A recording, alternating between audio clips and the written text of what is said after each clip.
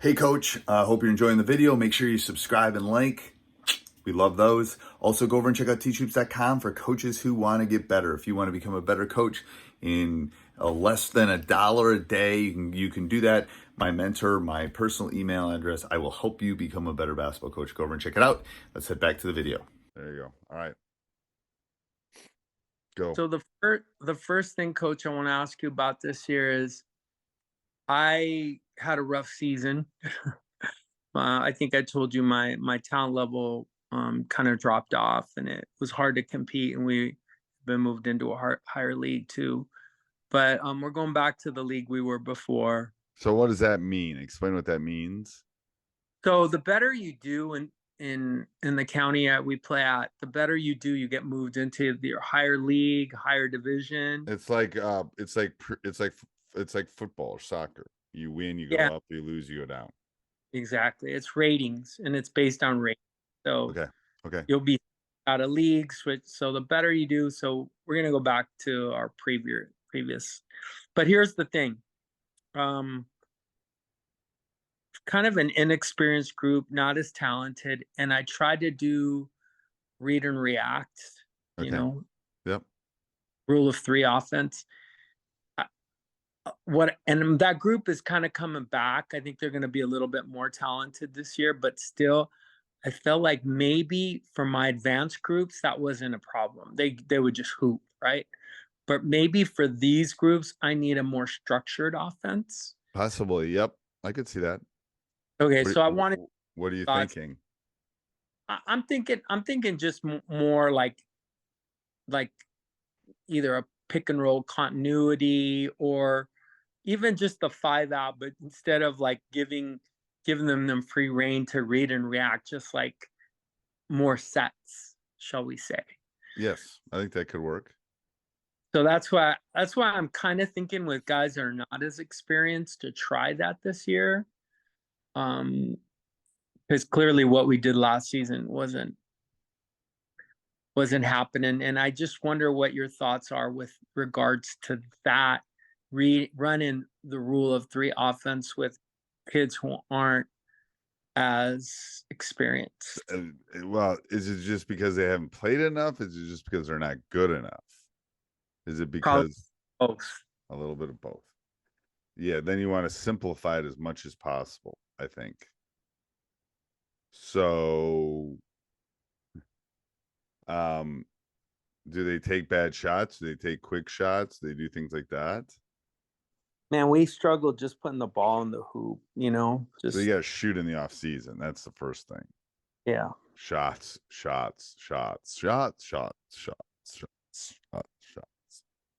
15,000. That was what my guys came up with at the end of our season. They wanted to take 15,000 threes before season started. Okay. So you should set something like, and then have them track it, or at least, get them in and get them shooting. But because that will help a lot of problems, I think. Just making layups, man. Contested layups. It's not playing enough either. Right. So what we did at the end of the season, we told every single one of them to go play club. A lot of our kids just have never even played club before. That was a good idea. And are they? So, yes. Good. All club now. Yes. Which was a new thing for them. So yes, they're all playing club. Okay. So that's good. So I think that was kind of one thing. Okay, I wanted to go over. The next few things I want to talk to you about are the makeup of the team next year. So I'm a little worried about some seniors coming back who may not be as good as some freshmen or sophomores, and I think I might have to make some hard decisions that I may have not had to do before because the talent level was, higher before. And I mean, it's hard, but I wanted to know, what's your experience with, dropping seniors who were varsity last year but just didn't get better? And did they play last year? Not much. Yeah. So my philosophy is, for the most part, exceptions to the rule, and usually these exceptions bite me in the butt. If you're a senior and you're not going to play, and I don't think you're going to play, I don't keep you. And do you give them that warning from the beginning? Here's what I'm. Yes, I give them that warning from the spring of their junior year. What do you tell? I mean, what's the conversation go like? I want to hear what you've done. I have them do a self-ranking first of all. So everybody in the program ranks everyone else. And then no one knows it's anonymous. So there's 30 kids in the program. We rank all 30 of them. The coaches rank all 30 of them. And then we get an average because I'm a math teacher. I'm a stats teacher. And then, so what I look for is variations. If the kid ranks himself the third best player and everyone else, the average is 9, then we have to have a discussion. So usually that kid or the kids that we're talking about end up getting like 12, 13, 14s on the sheet. And then I have the discussion. If you're a 12, 13, or 14, I can't keep you next year. And here's why. You're not going to play. You're going to, I normally play 9 or 10, blah, blah, blah, blah, blah. You're not going to be happy. But so what are you going to do to not be in that 12? So then when they do it, then usually they'll jump up. If they don't do it, then before tryouts, I usually have the discussion. Well, I didn't see you all summer. Remember that discussion we had in the spring? Yeah. And I'll even pull the sheet out if I have to again. So I'm looking for honest, courageous discussions. It's better to have them early than, they never work in mid-January.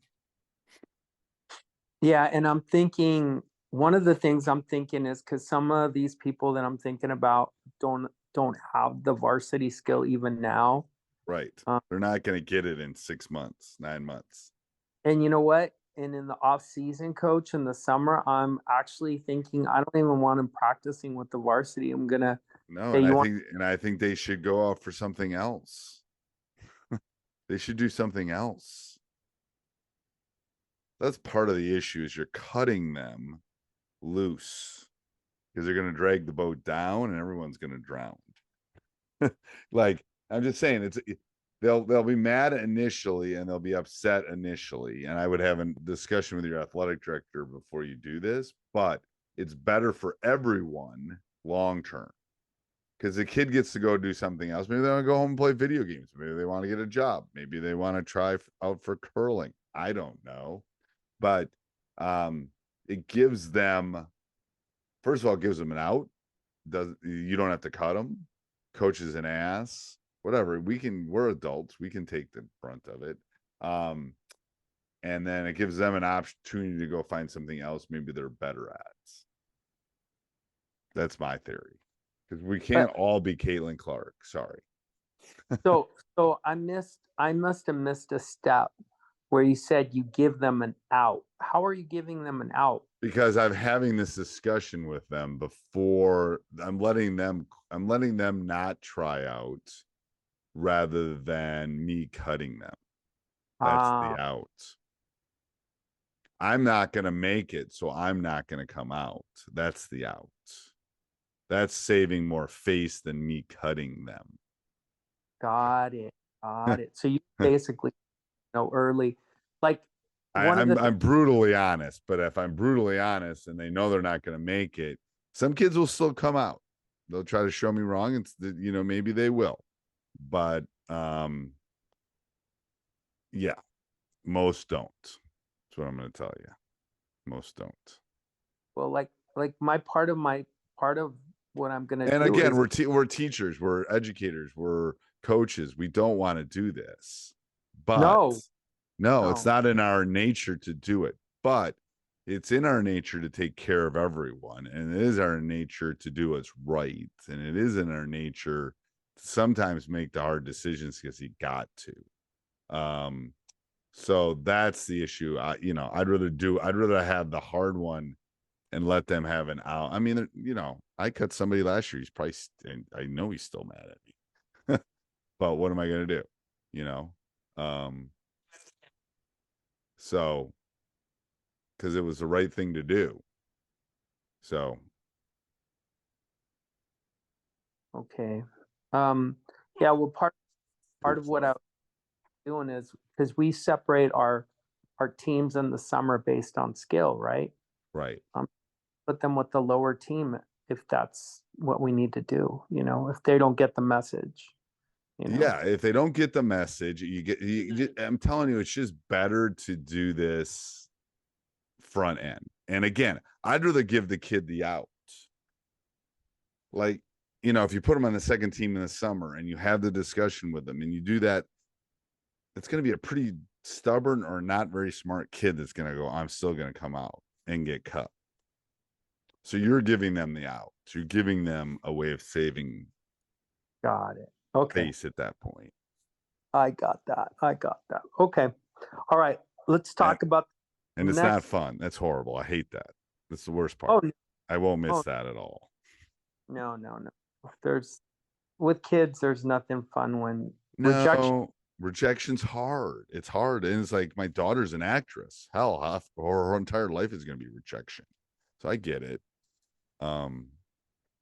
But this is sometimes the easiest way to let them down. Anyway. Yeah. Okay. Excellent. Make sure and send me the film after. I always like to see stuff. But how about this? What's your philosophy about, so one of the issues we had was last season was that because our talent level had come down, we probably had some guys on varsity that were not as good as JV players. And I don't want to end up like that this season. And my question is, what's your philosophy about bringing up freshmen? I bring up the 12 or 14 best players. You run a talented and gifted program for basketball players. If my son or daughter is good enough to take calculus, you're not going to put her in geometry. She should be in calculus. If my daughter is good enough to play varsity basketball, move her on the varsity team. It's a talented and gifted program for basketball players. I can't sing. I wish I could play the piano. There's lots of things I can't do. I could shoot a basketball pretty well when I was a kid, but I couldn't do other things. Okay.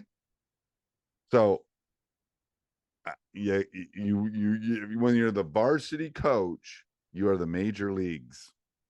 The JV coach is the AAA, the freshman coach is the AA or single A, and your objective is to move up. There's no way they're leaving somebody at single A when they should be in the majors. Okay, so here's my question. That's a great example. Is it better to be in the majors and sit on the bench or be in AAA and play?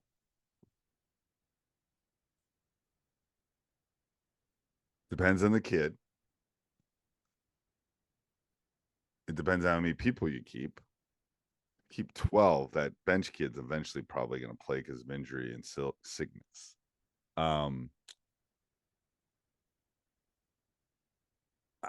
I think it really depends on the kid. I still tend to move them up because they tend to be more patient and they will get better faster. That my guess is, again, statistically, the standard deviation between you and the JV team is pretty big. That spread is pretty big. So you're going to be challenged. You want them to be bored? You got to remember you have 60 practices and 20 games. So are they going to get better in those 60 practices? And are you going to win some games where they can play rather than being the star at the JV level and not getting better and getting bad habits and not knowing what expectations are? Because freshmen, I always think, become sophomores and they know how we do things now.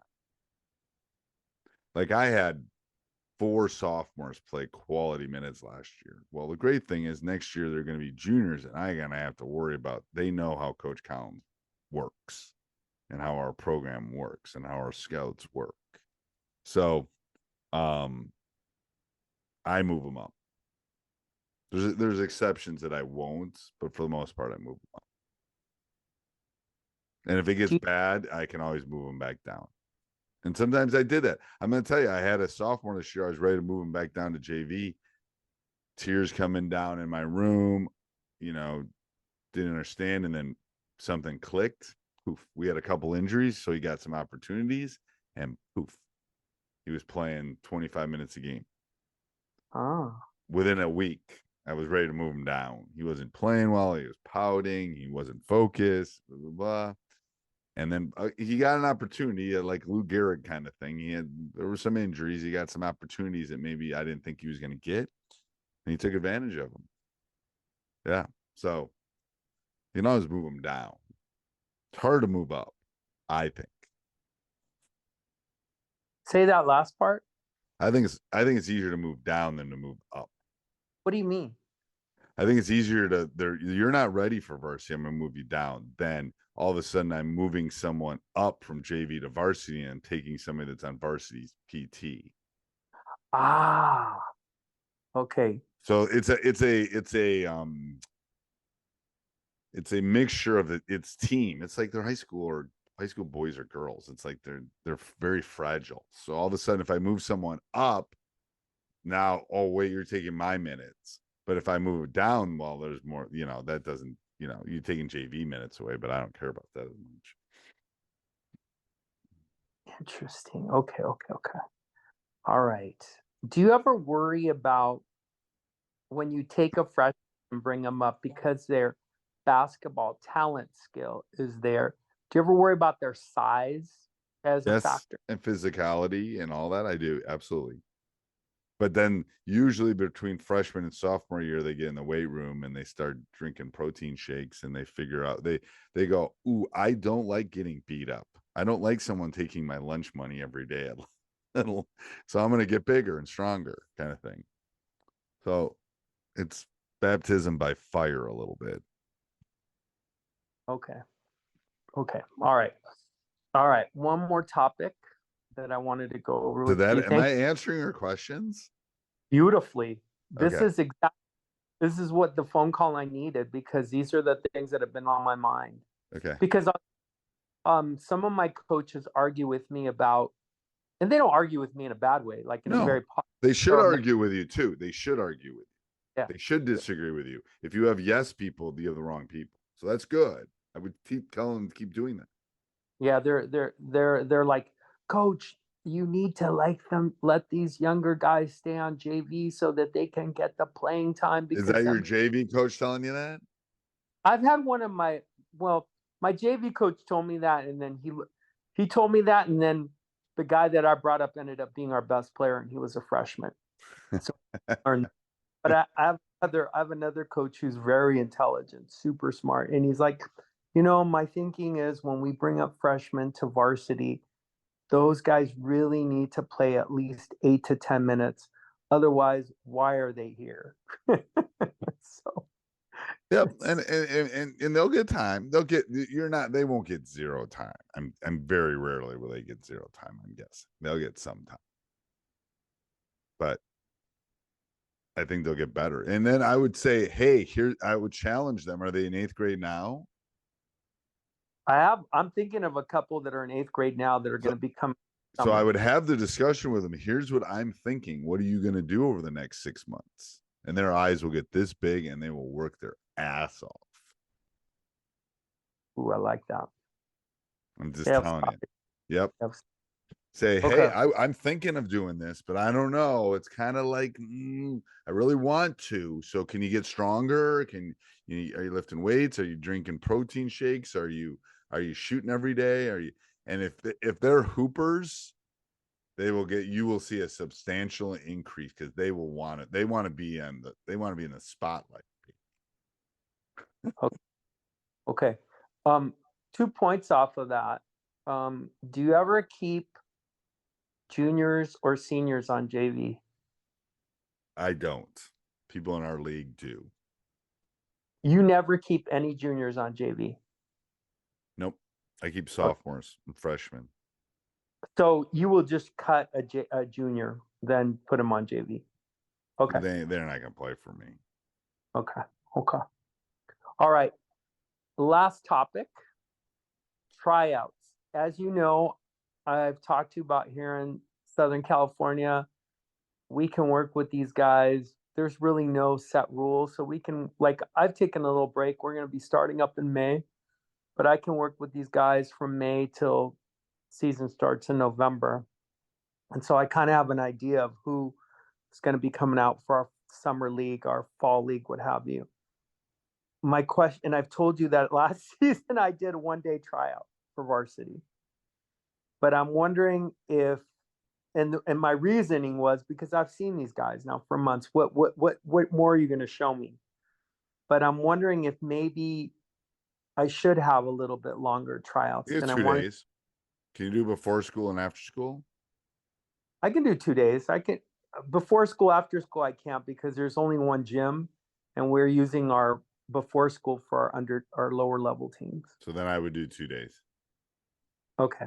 I do 2 days. Okay. I would be practicing this. I would be practicing the second day.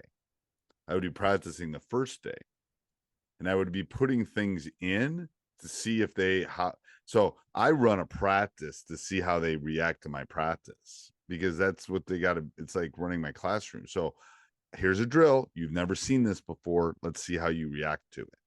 See how fast you pick it up. That's part of being on a team. Here's an out of bounds play. Go to these 4 baskets. I'm going to show it once, and then you guys are going to practice it, and we're going to come back and run it. So I'm practicing. I'm trying out too, but I'm practicing. And part of the tryout is, can you go do one of my practices? Can you be, so that can save you, and then you can go 2 days, 2 or 3 days. Okay. You got a second for a side note? Sure. So one of my buddies down here, he was 20-0 before he lost his first game this season. He ended up winning conference. Did very well. Now he's moving up. One of his philosophies, one of the things he did this season, he really pushed conditioning. So these guys, let's say they're playing 2 games during the week. Let's say they're playing on Wednesday and Friday. They would condition hard for an hour, Monday and Tuesday, even though there's a game on Wednesday. And then they would condition, well, let me think. And then they'd maybe condition. He said if they only played 2 days a week, they were conditioning 3 days. And you didn't have any injuries? That's my worry with that, was injuries. No, he conditioned them, and those kids could run for days. He was a I like it. freak. I like it. We're gonna change how we kind of do preseason conditioning with more dynamic stuff and movement stuff and stretching stuff, and but I like that. Yeah, I want you. Yeah, he just went nuts with the conditioning. It works. And the only worry I have with that is post-COVID, and again, I'm a little post-traumatic because I lost like 5 of my starters this year to injuries. Is you just got to make sure they're not overusing. You know what I mean? That they're not doing that, and then they're going to the YMCA, and then they're doing that, and then they're going to their yeah. Anyway, that's always my worry. I thought that was interesting philosophy. He just pushed conditioning. I like that. You got to be conditioned. Trust me. You watch Connecticut and Connecticut men, they were unbelievable shape. South Carolina women, unbelievable shape.